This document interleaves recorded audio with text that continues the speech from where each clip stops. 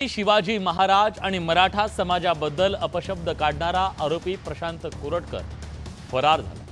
धक्कादायक बाब म्हणजे घराला संरक्षण असताना सुद्धा कोरटकरनं पोलिसांच्या हातावर तुरी दिल्या।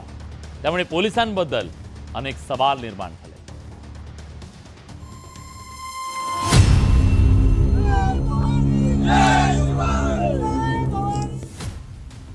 राज्यभरातील शिवप्रेमी आणि मराठा संघटनांनी शिवद्रोह करणाऱ्या बेताल प्रशांत कोरटकरच्या विरोधात आक्रमक पवित्रा घेतलाय।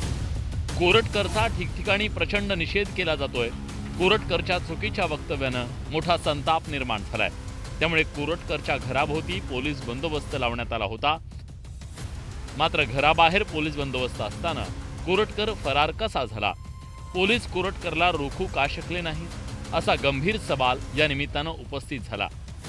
त्याच्या घराला सुरक्षा व्यवस्था असताना देखील तो तुमच्या हातावर तुरी देऊन पळण्यात यशस्वी ठरलेला आहे। तुमचं अपयश नाही म्हणायचं का?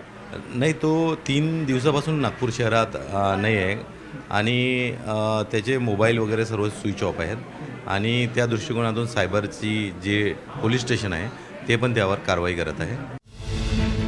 आरोपी प्रशांत कोरटकर 3 दिवसापासून नागपूर शहरात नसल्याची सबब पोलिसांनी दिली। तसंच त्याचा मोबाईलही स्विच ऑफ असल्याची माहिती समोर आली आहे। दरम्यान आरोपी प्रशांत कोरटकर इंदूर किंवा बालाघाट मध्ये गेल्याचा अंदाज वर्तवला जातोय। कोरटकरनं विमानाचं बुक केलेलं तिकीट नंतर कॅन्सल केल्याचं स्पष्ट झालंय। मात्र या सगळ्या प्रकरणात आरोपी प्रशांत कोरटकर याला तपासासाठी कधीही ताब्यात घेतलं जाऊ शकतं याची पोलिसांना माहिती होती।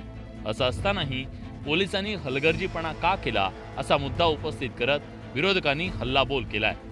मी एसपीला म्हटलं की सर्वसामान्य घटनेमध्ये एखाद्या आरोपीनं फोन केला आणि त्याचा नंबर फोन ज्याच्या नावावर त्यांनी वापरात